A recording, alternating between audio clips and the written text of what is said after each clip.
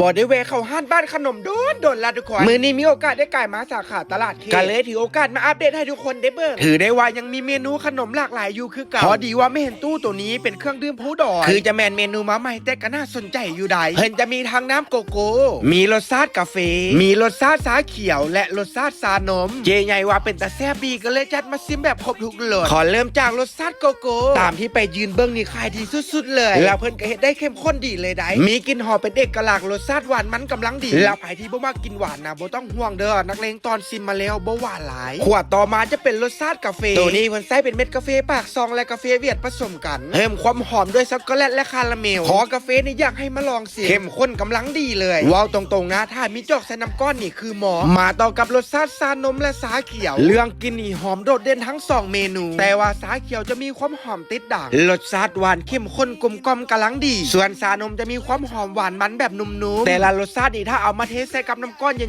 นๆน่ะสดชื่นเลยทุกคนขวดน้อยๆเพียงแต่ 18,000 กีบแต่ว่าคุณภาพโคตรอัดแน่นแนะนำเลยว่าต้องได้ไปลองชิมหรือจะซื้อไปติดตู้เย็นไว้ก็เหมาะคือกันนอกจากสาขาหน้าตลาดเขตแล้วเพิ่นก็ยังมีขายอยู่สาขาสร้างคูสาขาโพนทันสาขาห้วงกะยะสินมี UCB พลสว่าง4เมืองโพนทันและ CP 4เมืองไสยบุรีแจ็คมินิมาร์ทสาขาดอนกอยและดงคำสาหานก๋วยจับผู้ดอยไสยบุรีหานตาเบเกอรี่และข้าวเปียกแซ่บเวียงจันทน์ใครอยู่ใกล้วันใดก็แวะไปซื้อมาซิมเบิ่งเด้อแซ่บบ่หวานหลายบ่แต่งสีบ่มีสารกันบูดแนะนำเลยเครื่องดื่มผู้ดอยไผๆก็ดื่มได้